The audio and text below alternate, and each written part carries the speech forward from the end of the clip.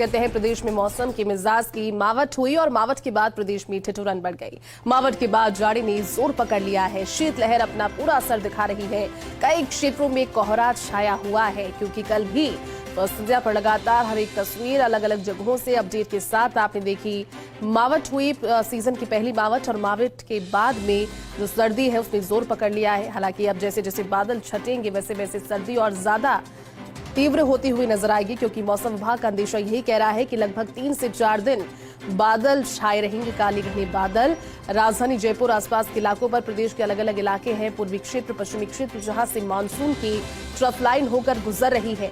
और ऐसे में पश्चिमी विक्षोभ, जो नया वेस्टर्न सिस्टम है, वो जो एक्टिव हुआ, उस कारण से राजस्थान के अलग अलग क्षेत्रों में मौसम का मिजाज बदला। खासतौर पर अगर पूर्वी राजस्थान की बात करें, वहां पर भी सर्दी ने अपने तीवर दिखाना शुरू कर दिया है।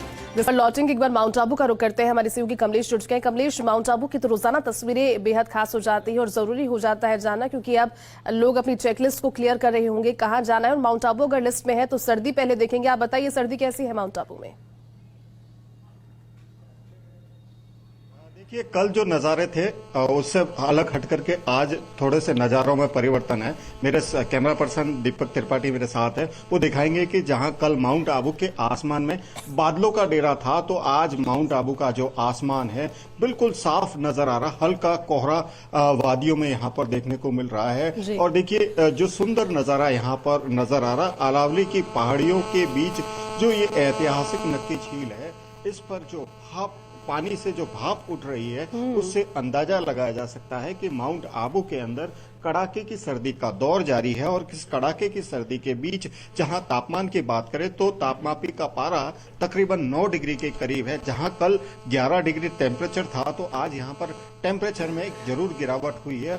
और जो सुबह के समय जो यहां पर कह सकते हैं कि सर्दी से बचने के लिए जो चाय की थड़ी है, चाय की थड़ी पर आप देखिए कि जो सैलानी यहां पर माउंट आबू जो घूमने आते हैं, वो सैलानी कहीं न कहीं इस सर्दी से बचने के लिए चाय की जो चुस्कियां हैं वो लेते हुए भी आसानी से देखे जा सकते हैं, क्योंकि माउंट आबू में कड़ाके की सर्दी का दौर जारी है। देखिए, जैकेट पहना होगा, मफलर पहना हुआ है, और कहीं ना कहीं कह सकते हैं कि सर्दी का जो असर है वो बरकरार। बात करने की कोशिश, भैया कहाँ से आए?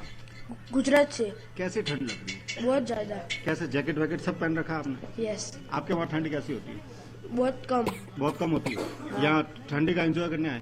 हाँ। देखिए, जो सर्दी के जो दृश्य होते हैं माउंट आबू के अंदर, वो खास हो जाते हैं। और जो चाय की थड़ी है, इस चाय की थड़ी पर आप देखिए, सुबह के समय जो कह सकते हैं कि ठंड से बचने के लिए जो गर्म पेय पदार्थ होते हैं उनका सेवन जरूरी हो जाता है, क्योंकि जो तापमान गिरता है उसके बाद यहाँ पर जो है नज़ारे कुछ अलग नजर आते हैं। जो देखिए, यहाँ पर जो नक्की झील है, नक्की झील के पाल के किनारे पर जो सैलानी हैं वो सुबह सुबह कहीं ना कहीं आते हैं और माउंट आबू की इस खूबसूरती को अपने कैमरे में भी कैद करते हुए नजर आते हैं। कह सकते हैं कि जयती, माउंट आबू जो सर्दी के लिए अपनी खास पहचान रखता है, और इस सर्दी के बीच में यहाँ पर आकर के जो वीकेंड कहें या जो छुट्टियां होती है उसको मनाने का जो आनंद है कुछ अलग नजर आता है। तो ऐसे में कहा जा सकता है कि जहां मौसम विभाग ने भविष्यवाणी जारी करते हुए पश्चिमी विक्षोभ के चलते बारिश होने की जो संभावनाएं जताई थी, उसका असर भी यहाँ पर देखने को मिला।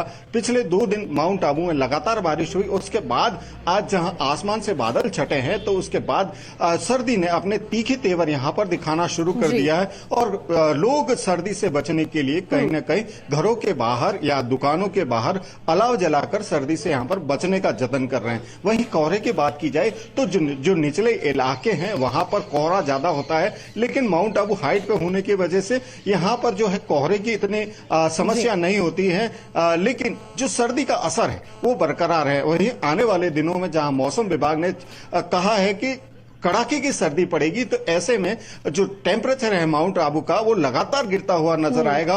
और जैसे ही दिसंबर की शुरुआत होगी तो संभावना यही जताई जा रही है। कमलेश, आप ठीक कह रहे हैं, दिसंबर की शुरुआत के साथ प्रदेश के कई ऐसे क्षेत्र हैं जहां पर खुद सर्दी के रिकॉर्ड टूटते हुए पिछली बार के मुकाबले नजर आएंगे। ऐसा मौसम विभाग का पूर्वानुमान।